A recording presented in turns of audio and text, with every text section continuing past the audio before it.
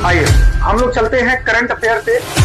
और अंतिम नक्सलवादी हैं और हथियार के साथ क्या कर दिए हैं, सरेंडर कर दिए हैं। सबसे पहला क्वेश्चन करंट का है, तो विरह गीत कब गाया जाता है?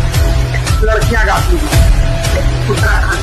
थर्मामीटर, सिस्मोग्राफ, हाइग्रोमीटर या बैरोमीटर। क्वेश्चन कह रहा है कि हाल ही में, आइए हम लोग चलते हैं करंट अफेयर पे। और सबसे पहला क्वेश्चन करंट का क्वेश्चन कह रहा है कि हाल ही में फरवरी 2026, ध्यान दीजिएगा, फरवरी 2026 में कौन से राज्य ने नक्सल मुक्त होने की घोषणा की है? ऑप्शन में है झारखंड, बिहार, आंध्र प्रदेश या तेलंगाना। क्वेश्चन कह रहा है कि हाल ही में फरवरी 2026 में कौन सा ऐसा राज्य है जो नक्सल मुक्त होने की घोषणा किया है। तो आइए हम बात करते हैं किसकी। तो नक्सल मुक्त होने वाला घोषणा राज्य कौन किया है? तो आपको क्या बताना है? बिहार। आइए हम बात करते हैं किसकी? बिहार की। ध्यान से सुनिएगा, किसकी बात होगी? बिहार। अब ध्यान से सुनना क्या है, बिहार ने नक्सल मुक्त होने का क्या किया है? घोषणा किया है। क्या होने की घोषणा किया है? तो आपको कहना है नक्सल मुक्त होने की घोषणा करने वाला राज्य कौन हुआ है? तो आपको बताना है नक्सल मुक्त होने की घोषणा किसने किया है? तो आप कहेंगे सर बिहार ने किया है। एक शब्द है इसमें नक्सल, याद रखेंगे। अगर आपसे पूछेगा कि ये बताइए नक्सलवादी का अर्थ क्या है, अगर मैं आपसे पूछूं कि ये बताइए कि नक्सलवादी का अर्थ क्या है, तो आपको बताना क्या है? राज्य के विरुद्ध ही क्या करना? हथियार उठाना। राज्य के विरुद्ध क्या करना है? अपने ही राज्य के विरुद्ध क्या करना? हथियार उठाना। ये नक्सलवाद का क्या है? अर्थ है। यानी कि अपने राज्य के विरुद्ध, अपने राज्य के विरुद्ध याद रखेंगे क्या करना? हथियार उठाना। हथियार याद रखेंगे उठाना, ये क्या होता है? नक्सलवाद का क्या है? ये अर्थ होता है। अगला क्वेश्चन आपसे पूछेगा ये शब्द कहां से लिए गए, नक्सलवादी शब्द कहां से लिए गए। अगर आपसे क्वेश्चन पूछे कि बताइए कि ये नक्सलवादी शब्द कहां से लिए गए, नक्सलवादी शब्द कहां से लिए गए हैं, तो आपको बताना है वेस्ट बंगाल से। कहां से लिए गए हैं? वेस्ट बंगाल, यानी कि पश्चिम बंगाल से ये शब्द लिए गए हैं नक्सलवादी शब्द। क्लियर है? आखिर में घोषणा क्यों किया गया, बिहार में क्यों घोषणा किया गया? तो याद रखेंगे बिहार में जिला है मुंगेर, नाम सुनेंगे, याद रखेंगे बिहार में जिला है जिसका नाम है मुंगेर। बात समझ में आ रहा है? मुंगेर में याद रखेंगे एक नक्सलवादी नाम है जिसका नाम याद रखना है सुरेश कोड़ा। याद रखेंगे मुंगेर में एक नक्सलवादी है, याद रखेंगे जिनका नाम है सुरेश कोड़ा। याद रखेंगे इन्होंने सरेंडर कर दिया है। क्या कर दिया है?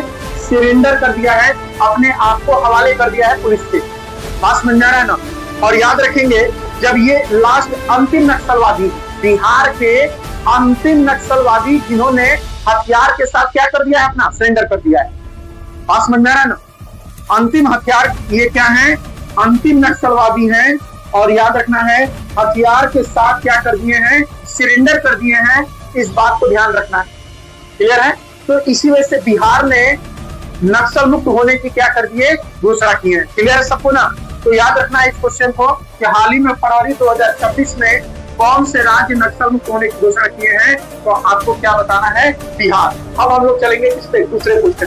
क्लियर है? तो नोट कर लीजिए। क्वेश्चन कह रहा है कि वायु दाब, ध्यान सुनिएंगे, वायु दाब मापने वाला यंत्र किस नाम से जाना जाता है?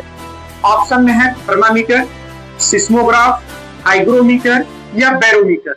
क्वेश्चन कह रहा है कि वायु ताप मापने वाला यंत्र किस नाम से जाना जाएगा? बैरोमीटर। अच्छा, थर्मामीटर शरीर का ताप मापा जाता है। याद रखेंगे शरीर का ताप मापा जाता है। क्लियर है ना? अगर एक क्वेश्चन और आता है कि थर्मामीटर में याद रखेंगे पारा नामक क्या पाया जाता है? पारा नामक इसमें लगा होता है तब। तो बात समझ में आ रहा है? तो आपसे पूछेगा कि थर्मामीटर में क्या लगा होता है? पारा। अगला क्वेश्चन आता है सिस्मोग्राफ। तो सिस्मोग्राफ से अगर आपसे क्वेश्चन पूछेगा तो भूकंप की तीव्रता, अगर आपसे क्वेश्चन पूछ रहा है कि भूकंप की तीव्रता किससे मापी जाती है, तो आपको बता देना है किससे मापी जाएगी, सिस्मोग्राफ।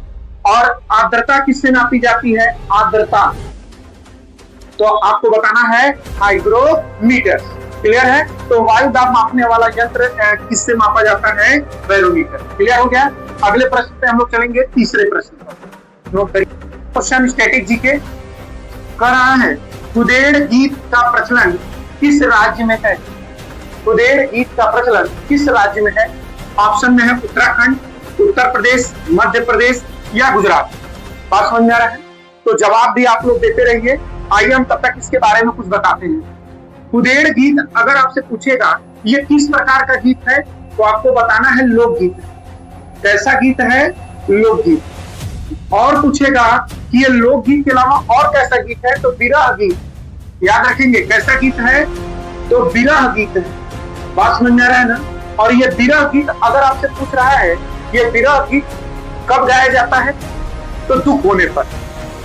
बात समझिएगा, ये विरह गीत कब गाया जाता है, तो आपको कहना है दुख होने पर। याद रखेंगे ये गाए जाने वाला गीत है।